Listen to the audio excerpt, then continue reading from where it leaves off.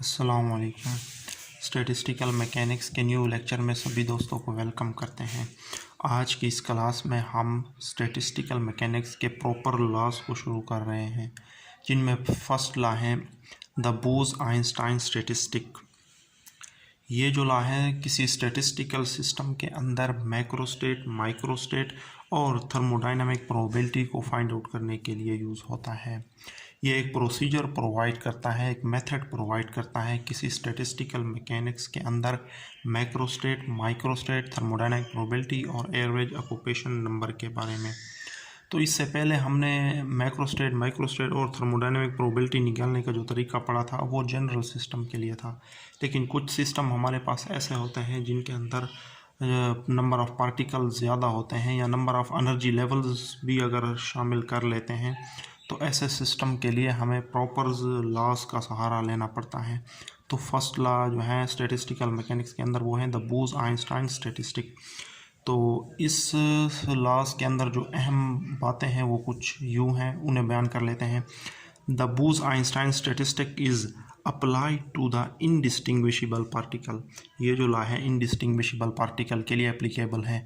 Indistinguishable particle कौन से particle होते हैं? जो सेम पार्टिकल हों। सही है। जिस तरह एक सिस्टम के अंदर अगर दो पार्टिकल हैं तो दोनों ऑक्सीजन के हों, सेम पार्टिकल जिस सिस्टम के अंदर एग्जिस्ट कर रहे हों उसे इनडिस्टिंग्विशेबल, सेम पार्टिकल को इनडिस्टिंग्विशेबल पार्टिकल बोलते हैं। हैविंग इंटेग्रल स्पिन, और ऐसे वे इनडिस्टिंग्विशेबल पार्टिकल जिनके स्पिन भी क्या हो? इंटेग्रल हो, मतलब हाफ ना हो, फुल स्पिन हो, स्पिन वन हो। जिस तरह फोटॉन है, मीज़ॉन है और बोसॉन है, इस तरीके के पार्टिकल बोस-आइंस्टाइन स्टैटिस्टिक में यूज़ होते हैं। The Bose-Einstein statistic does not obey Pauli exclusion principle. ये पाउली एक्सक्लूजन प्रिंसिपल को भी ओबे नहीं करता, जो कि हमें बताता है कि एक स्टेट के अंदर सेम स्पिन के साथ एक से ज़्यादा पार्टिकल एग्जिस्ट नहीं करते। लेकिन बोस-आइंस्टाइन स्टैटिस्टिक जो है वो पाउली एक्सक्लूजन प्रिंसिपल को ओबे नहीं करता। उसके बाद थोड़ी सी बात होगी स्टर्लिंग अप्रोक्सीमेशन पे। स्टर्लिंग अप्रोक्सीमेशन लॉस का आपको पता होना चाहिए, कभी कभार ये भी एमसीक्यूज में पूछ लिया जाता है। तो स्टर्लिंग अप्रोक्सीमेशन लॉ कुछ इस तरीके से है। ln ऑफ एक्स फैक्टोरियल, मतलब ये है कि कोई बड़ी रकम जो हमारे पास फैक्टोरियल में हो और उसका लॉग लिया गया हो तो हम उसे स्टर्लिंग अप्रोक्सीमेशन से यूँ ओपन करेंगे x ln of x minus x। इसी तरीके से वो इजीली सॉल्व हो जाएगी। ठीक है, आई बात समझ में? तो ये तीन बातें हमने जो है ना द बोस-आइंस्टाइन स्टैटिस्टिक के हवाले से याद रखनी है कि पार्टिकल इसमें इनडिस्टिंग्विशेबल होने चाहिए जिनका स्पिन इंटेग्रल हो। दूसरी बात कि ये पाउली एक्सक्लूजन प्रिंसिपल को ओबे नहीं करता। तीसरी बात स्टर्लिंग अप्रोक्सीमेशन का भी इसमें थोड़ा बहुत यूज़ होता है, तो उसका भी हमें पता होना चाहिए कि स्टर्लिंग अप्रोक्सीमेशन लॉ क्या चीज़ है। सही है। इसके बाद जो सबसे अहम चीज़ है वो इसका टेबल है, बोस-आइंस्टाइन स्टैटिस्टिक। और भी हम जो दो लॉस पढ़ेंगे इसके बाद टोटल 3 लॉस हम यूज़ करेंगे, उनमें भी ये सेम टेबल यूज़ होगा। तो इस टेबल की अरेंजमेंट किस तरीके से है ये बहुत ही आसान है, वो मैं आपके सामने बनाऊंगा तो आपने उसे समझना है। तो ये टेबल बार बार यूज़ होगा। और ये टेबल क्या है? इस टेबल की अरेंजमेंट कुछ इस तरीके से है कि 6 नंबर ऑफ़ पार्टिकल हैं टोटल, 3 एनर्जी स्टेट और 6 एनर्जी लेवल।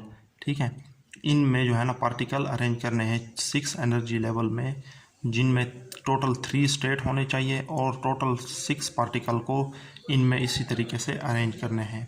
सही है, मतलब यह है कि 6 पार्टिकल को 6 एनर्जी स्टेट में हम किस तरह अरेंज करेंगे उसका टेबल हम बनाएंगे। तो जितने एनर्जी लेवल्स हैं ना, सबसे पहले हम टेबल के अंदर उतने एनर्जी लेवल्स बनाएंगे। तो 6 एनर्जी लेवल्स हैं और इन्होंने ये भी लिखा है कि ग्राउंड स्टेट भी इसमें शामिल होती हैं। तो इसी तरीके से हमने सबसे पहले 6 लाइनें ड्रा करनी है और उससे जितने मैक्रो स्टेट बनेंगे वो हम उसी तरतीब से ड्रा करेंगे। तो सबसे पहले हम 6 एनर्जी के लिए 6 लाइन ड्रा करेंगे और उसके अंदर फिर जो माइक्रो स्टेट बनेंगी वो हम देखेंगे। तो ये टेबल बहुत ही इम्पोर्टेंट है, एग्ज़ाम में ये अक्सर पूछा जाता है। तो जितने एनर्जी लेवल हमें बताए गए हैं सबसे पहले वो एनर्जी लेवल आपने ड्रा करने हैं, फिर उनके अंदर वो पार्टिकल जो है ना डिस्ट्रीब्यूट करने हैं, अरेंज करने हैं। सही है, ये हम बोस-आइंस्टाइन स्टैटिस्टिक के लिहाज से देख रहे हैं। और इसके बाद जो फर्मी ड्रग स्टैटिस्टिक आएगा, मैक्सवेल बोल्ट्जमैन आएगा, उनके लिए थोड़ा सा डिफरेंट होगा। तो सबसे पहले एनर्जी लेवल हमने ड्रा किए हैं, ये 0 एनर्जी लेवल होगा, ठीक है। ये फर्स्ट एनर्जी लेवल, ये 2, ये 3, ये 4, 5 और इस तरीके से 6, ठीक है। ये हॉरिजॉन्टल लाइन जो है ना, ये एनर्जी लेवल्स हैं, ठीक है। यहाँ पे एनर्जी लिख लेते हैं, ठीक है। अब पार्टिकल को अरेंज करने हैं, 6 पार्टिकल को हमने 6 एनर्जी लेवल में अरेंज करने हैं। किस तरह होंगे? तो ट्रिक ये है कि आपने जो है ना अप टू डाउन चलना है। सबसे पहले अपने पार्टिकल अप रखना है, जो रिमेनिंग एनर्जी में आएगा पार्टिकल, वो आपने फिर उसी तरतीब से डाउन में रखना है। तो सबसे पहले मैं एक पार्टिकल यहाँ रख देता हूँ, 6e एनर्जी इसकी कंप्लीट हो गई, क्योंकि टोटल 6e एनर्जी है। एक पार्टिकल मैंने 6e में रख दिया, इस पार्टिकल की एनर्जी 6e है। जो बाकी 5 पार्टिकल होंगे वो रेस्ट में आ जाएंगे, मतलब कि ग्राउंड स्टेट में आ जाएंगे, ठीक है। ग्राउंड स्टेट में आ गई बात समझ में? तो ये हो गई फर्स्ट मैक्रो स्टेट। इसी तरीके से एक पार्टिकल अगर मैं रखूं 5 में, 5e हो गई, टोटल 6e चाहिए, तो एक पार्टिकल यहाँ आ जाएगा 5e और एक e 6e। बाकी कितने पार्टिकल बच गए? 4। तो 4 पार्टिकल अपने यूं रेस्ट में रख देने हैं, ठीक है। इसी तरतीब से बाकी मैक्रो स्टेट कौन कौन सी पॉसिबल हो सकती हैं, वो तमाम की तमाम मैक्रो स्टेट आपने बनानी है। तो 5 के लिहाज से और कोई भी नहीं बन सकता। अगर मैं एक पार्टिकल 5 में रखता हूँ तो दूसरा 1 में ही रखना पड़ेगा, वो ऑलरेडी है, आपने स्टेट रिपीट नहीं करनी। 2 में रख नहीं सकता तो टोटल तो 7e एनर्जी हो जाएगी ना, टोटल 6e एनर्जी में अपने पार्टिकल को अरेंज करना है। इसी तरतीब से अगर 4e में एक पार्टिकल आ जाए, 4e में टोटल 6e होनी चाहिए, तो एक पार्टिकल मैं यहाँ रख सकता हूँ, 4e + 2e कितना हो गया? 6e। इसी तरीके से 4e के लिहाज से एक और कुछ और स्टेट भी पॉसिबल हो सकती हैं। अगर एक पार्टिकल हो यहाँ और 2 पार्टिकल मैं 1 में रख दूँ, 4, 5, 6e पूरी हो गई। कितने पार्टिकल बच गए? 3। यहाँ कितने पार्टिकल बच रहे थे? 4। तो यहाँ 4 पार्टिकल रेस्ट में रख दिए। ये ग्राउंड स्टेट है, ठीक है, इनकी एनर्जी 0 होगी। तो 6e एनर्जी में इसी तरीके से आपने रखने हैं। और 4 में कोई पार्टिकल हम नहीं रख सकते, तो इसी तरतीब से अब 3 के लिहाज से जाना है, ठीक है। ट्रिक यही है, पहले आपने अप टू डाउन जाना है। पहले आपने तरतीब से अप ऊपर पार्टिकल रखना है, जितनी एनर्जी रिमेनिंग होगी उस लिहाज से नीचे रखना है। तो इस लिहाज से रिमेनिंग थी नहीं, लिहाजा 5 के 5 पार्टिकल यहाँ आ गए। यहाँ एक पार्टिकल रख दिया, ठीक है, एक ई एनर्जी रिमेनिंग थी तो वो 1 में रख दिया, तो 6e एनर्जी पूरी हो गई, रिमेनिंग पार्टिकल यहाँ आ गए। इसी तरीके से आपने अप टू डाउन जाना है, फिर आपको भूलेगा नहीं। तो ये टेबल इतना मुश्किल नहीं है, ठीक है, सिर्फ आपने ध्यान रखना है, आपने तरतीब का ध्यान रखना है। अब 4 के लिहाज से और कोई स्टेट पॉसिबल नहीं हो सकती, तो मैं जो है ना 3 के लिहाज से देखता हूँ। अगर मैं दोनों ही पार्टिकल यहाँ 3e में रख दूँ तो क्या हो जाएगा? 6e एनर्जी कंप्लीट हो जाएगी ना, 3e + 3e 6e। बाकी कितने पार्टिकल बच गए? 4 पार्टिकल यहाँ रख दिए। आ गई बात समझ में? इसी तरीके से और स्टेट देखते हैं। अगर 3e में एक पार्टिकल आता है तो एक 2e में आता है और एक यहाँ 3e + 2e 5e और एक पार्टिकल ये कितने हो गए? 6e। बाकी 3 पार्टिकल यहाँ रख दें, ठीक है। इसी तरीके से 3e एनर्जी के लिहाज से और भी अरेंजमेंट हो सकती हैं। अगर 3e में एक पार्टिकल आ गया, बाकी 3 पार्टिकल यहाँ रख सकते हैं हम, ठीक है, 3, 4, 5, 6 और 2 पार्टिकल यहाँ आ जाएंगे। आ गई बात समझ में? इसी तरीके से आपने देखते रहना है कि कितनी मैक्रो स्टेट पॉसिबल हो सकती है। तो 3 के लिहाज से और कोई भी पॉसिबल नहीं है। अब 2 के लिहाज से देखते हैं। अगर 3 पार्टिकल 2e में आ जाए तो कितनी हो जाएगी? 2 + 2 + 2 6। बाकी 3 पार्टिकल यहाँ रेस्ट में आपने रख देने हैं। तो इसी तरतीब से 6e वाला ये भी कंप्लीट हो गया। 2e के लिहाज से कुछ और भी पॉसिबिलिटी हैं। अगर 2 पार्टिकल यहाँ आ जाएं, सॉरी 2e की बात हो रही है, 2 ये है, 2 पार्टिकल यहाँ आ जाए, ठीक है, और 2 पार्टिकल यहाँ आ जाए, 2 + 2 4, 4 और ये 2 कितने हो गए 6, तो 2 पार्टिकल यहाँ आ जाएंगे। आ गई बात समझ में?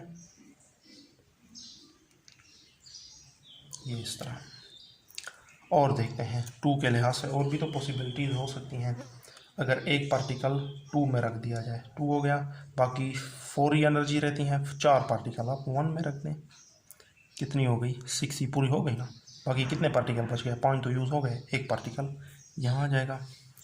इसी तरतीब से 2 के लिहाज से और कोई स्टेट नहीं हो सकती कि हम 2 में कोई पार्टिकल रख दें, कुछ पार्टिकल, और हम अगर रखेंगे तो ये इनमें से कोई रिपीटेड स्टेट ही होगी, और रिपीटेड स्टेट आपने नहीं रखनी, डिफरेंट स्टेट होनी चाहिए हर एक की, क्योंकि अरेंजमेंट हम देख रहे हैं, ठीक ना, कितनी डिफरेंट अरेंजमेंट हो सकती हैं।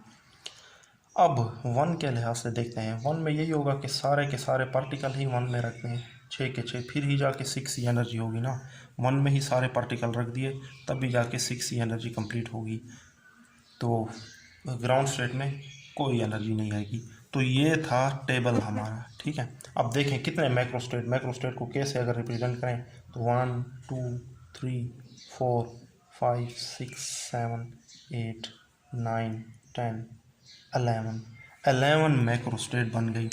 अगर हम 6 पार्टिकल 6 ई एनर्जी में अरेंज कर लें तो हमारे पास 11 मैक्रो स्टेट बनेंगी। आ गई बात समझ में?